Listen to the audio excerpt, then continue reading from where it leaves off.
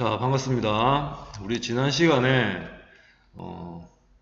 영상을 통해서 그 피의자와 피고인의 권리에 대해서 배워봤었습니다. 오늘은 피의자와 피고인의 권리가 아니라 이제 범죄를 당한 사람, 피해자 입장에서 보호받을 수 있는 그런 제도들에 대해서 두 가지만 짚고 넘어가도록 하겠습니다. 자, 뭐가 있냐면 첫 번째로 범죄 피해자 구조제도라는 게 있고요. 두 번째는 배상명령제도라는 게 있습니다. 이 둘 다 범죄 피해자, 그러니까 피고인이나 피의자의 권리를 보호하는 제도가 아니라 범죄를 당한 범죄 피해자들이 이제 가질 수 있는 그런 이제 보호 장치들입니다.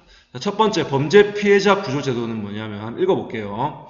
범죄로 인해 생명, 신체상의 피해를 당했거나 가해자로부터 당했으나 가해자로부터 피해 일부 또는 전부를 배상받지 못한 경우 국가가 피해자나 유족에게 구조금을 지급한다. 그러니까 예를 들어 볼게요. 자, 선생님이 길 가다가 밤에 강도를 만났습니다. 강도를 만났는데 강도가 나를 칼로 찔렀어. 그래가지고 좀 심하게 다쳐가지고 치료비가 한 5천만원 정도 나올 것 같아요. 수술비하고 입원비하고 합쳐서. 자, 근데 그러면 당연히 그 강도는 이제 깜빵 가야 되겠죠? 근데 거기 깜빵만 가는 게 아니라 이제 내한테 어떻게 해야 돼? 손해배상까지 해야 되지. 자, 근데 만약에 그 사람이 알고 보니까 노숙자였어. 돈이 한 푼도 없어. 자, 그러면 선생님 수술비랑 입원비는 어떻게 해요? 누가 줘야 돼? 자, 이런 경우에는 국가가 피해자나 또는 그 유가족한테 구조금을 지급하는 겁니다. 알겠습니까? 예. 근데 중요한 건 여러분들 범죄로 인해서 생명, 신체상의 피해지 재산상의 피해까지 국가가 구조해주지는 않습니다. 무슨 말인지 알겠죠? 예.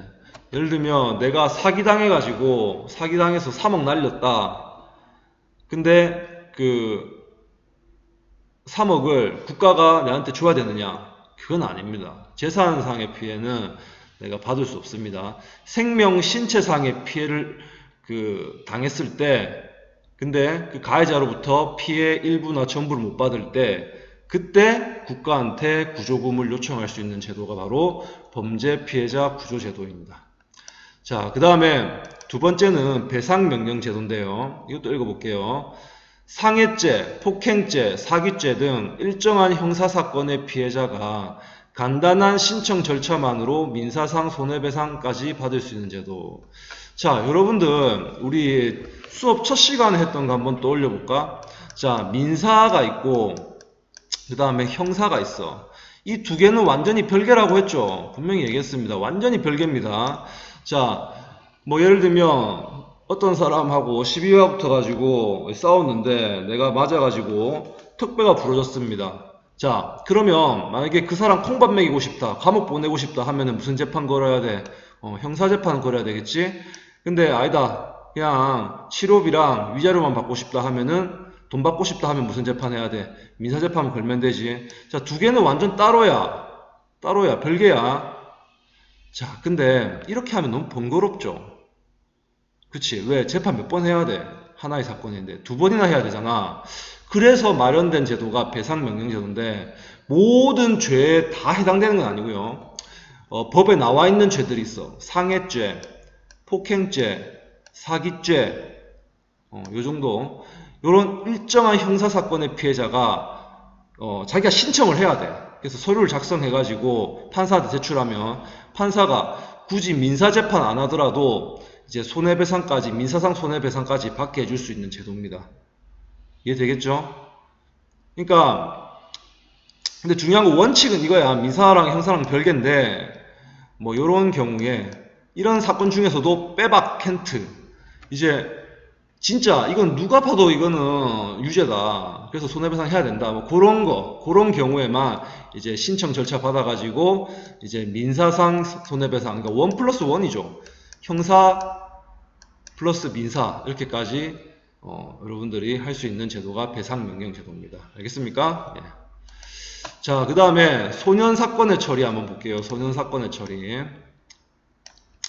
자, 어른들이랑 그 다음에 그 소년들이랑 좀 다르게 돼요. 우리 법에서, 형법에서는.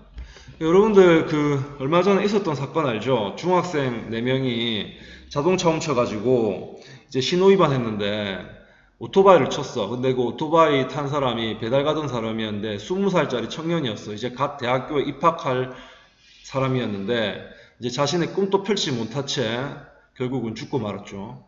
근데 더 이제 국민들의 공분을 일으켰던 게 그 가해 학생들, 미성년자들 4명이 경찰서에서 무슨 인증샷 찍고 무슨 자기들이 나는 뭐 우리는 죄 지어도 처벌 안 받은 막 이러면서 막 올리고 막 이런 식으로 했단 말이야.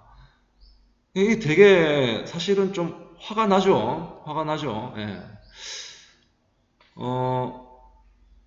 걔네들도 아는 거야. 자기들이 처벌을 안 받는다는 거.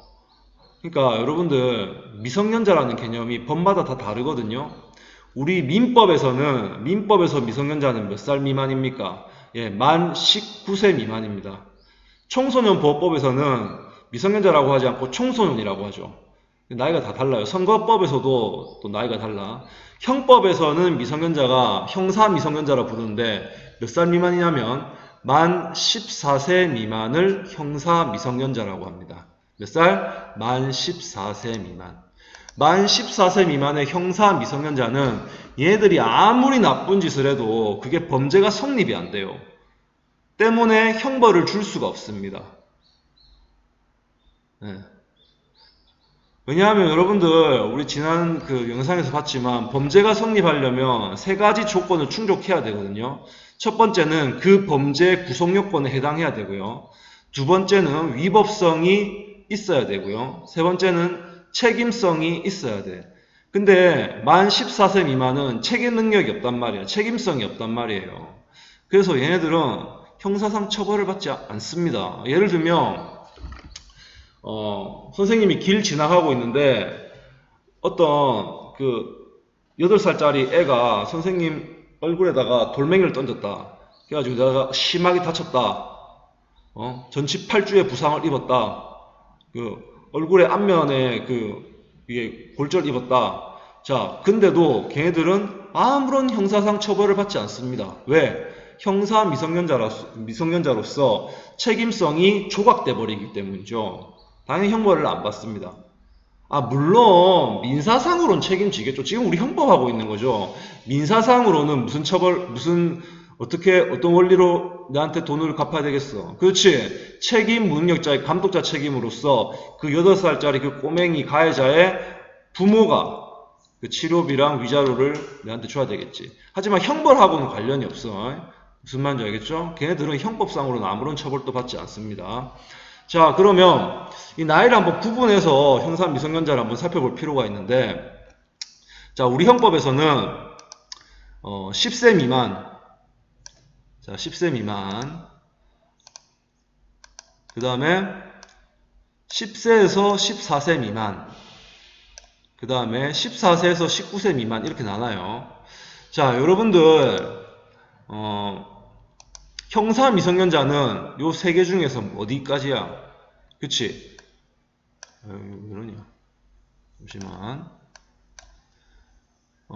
형사 미성년자는 요 둘이죠, 요 둘이. 예. 얘네들이 바로 형사 미성년자죠. 왜? 만 14세 미만이니까. 그쵸?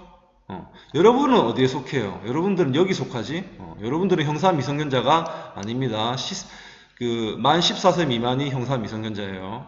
자, 그러면 얘네들이 보호처분이랑 형벌을 받는 거에 대해서 한번 공부해 볼 건데, 형벌은 여러분도 알죠? 이제 형법에서 부과되는 벌, 뭐 징역, 금고, 뭐 이런 거. 보호처분은 형벌이 아닙니다. 자, 보호처분은 형벌을 보완하기 위한 대체 수단인데, 그러니까 여러분들 잘 알고 있는 뭐 있어요? 보호관찰 받는 거. 그 다음에 사회봉사, 이런 거 내리는 거예요. 판사가. 형벌을 주지 않고 이게 형벌보다 훨씬 약한 거지. 보호처분. 자, 그럼 한번 볼게요. 자, 두 번째 칸에 있는 이 10세에서 14세 미만 얘들 아까 내가 형벌 받는 데는 안 받는다. 안 받습니다. 당연히 10세 미만 또 형벌 안 받죠. 얘들은 형사 미성년자이기 때문에 형벌을 안 받아. 자, 근데 여러분들 그 10세에서 14세 미만은 형사상 형벌은 줄 수가 없어. 하지만 보호처분은 가능합니다. 보호처분은. 그러니까 이 중딩들인가 보통? 중딩들이 죄 지으면 형벌은 못 받지만 보호처분, 뭐 보호관찰 뭐 이런 거는 받을 수 있어. 10세 미만은요. 형벌도 안 받고 보호처분조차도 안 받아. 얘네들은 아무것도 없어. 얘네들은 10세 미만짜리는 뭐 연쇄살인 일으켜도 뭐 형벌은커녕 보호처분도 받지 않습니다. 알겠습니까? 그럼 여러분들은 14세에서 19세 미만이죠. 여러분 여기 속하는데 선생님 이럴 줄 알았으면 그때 죽이고 싶은 새끼 있었는데 14세 미만일 때 죽일걸. 자, 여러분들 그런 생각하면 안 되겠죠? 자, 여러분들은 어떤 혜택이 있냐면 형법상의 혜택은 하나밖에 없어. 14세에서 19세 미만은 어른 범죄자들에 비해서 어떤 혜택이 있냐면 어떤 죄를 저지르더라도 판사가 사형 판결은 못 내리게 해놨습니다. 사형 판결은. 다행이죠? 자, 그래서 그거 말고는 뭐나하고 똑같아. 근데 실제로는 보통 판사들이 여기 있는 애들 있지, 여기 친구들 많이 봐주죠. 그러니까 어른이라면 당연히 형벌 줘야 될 것도 보호처분으로 해주는 경우가 판사들이 그렇게 해주는 경우가 되게 많더란 얘기야, 현실적으로. 자, 그럼 우리 용어 정리만 좀 합시다. 자, 14세에서 19세 미만 얘들은 범죄 저지를 수 있죠. 저질 수 있는 나이죠. 그리고 형벌도 받을 수 있죠. 그래서 얘네들을 이제 법률용어로 뭐라고 하냐면 범죄가 가능한 소년이라고 해서 범죄소년이라고 부릅니다. 선생님 지어낸 말이 아니고요. 진짜 이런 말이 있습니다. 자, 10세에서 14세 미만은 똑같은 나쁜 짓을 하더라도 얘네들의 행위는 범죄가 아니야. 고로 형법상 처벌받지가 않습니다. 형벌을 부과받지 않아. 그냥 단지 법에 저촉되는 행위를 했을 뿐이야. 법에 어긋난 행위를 했을 뿐입니다.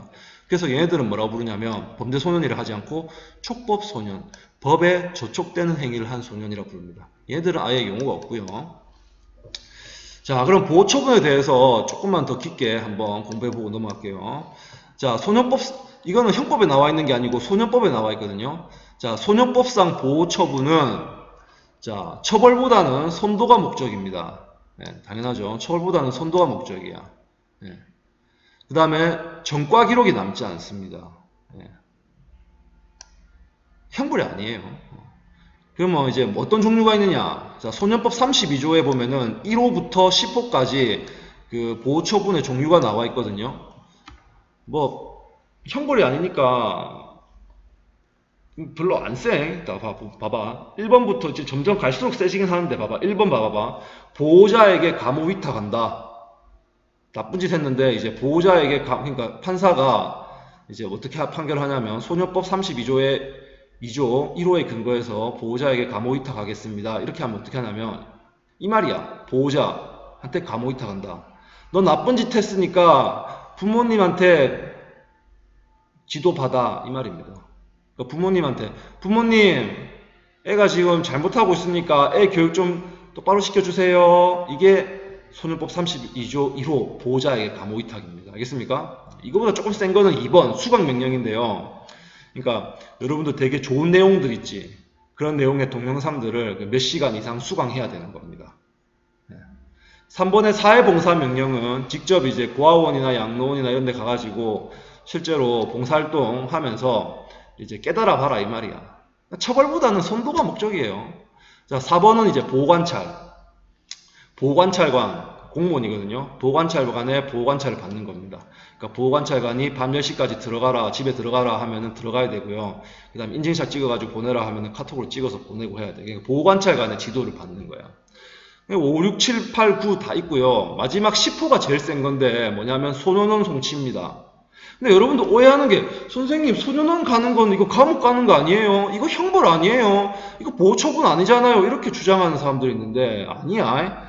여러분들이 알고 있는 거는 소년교도소입니다. 소년들이 가는 교도소.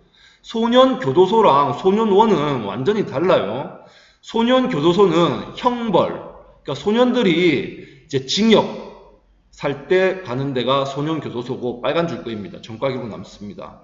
반면에 보호처분 중에 하나인 소년원은 이건 일종의 교육기관이야. 감옥이 아니고. 여기는 여러분들 가면은 그 죄수복도 안 입고 이름도 뭐 죄수번호 113번 뭐 이런 거 안 부릅니다. 이름 불러주고요. 그다음에 그냥 생활복 입고 있어요. 그냥 밥도 좀 괜찮게 나와. 그리고 되게 다양한 프로그램 돼 있고, 그다음 레크레이션 강사 가가지고 막 뭐 퀴즈 맞추면은 막 사탕도 주고 막 이렇게 합니다. 한번 가볼만 합니다. 예, 소년원 송치. 예, 소년원 송치. 자, 그다음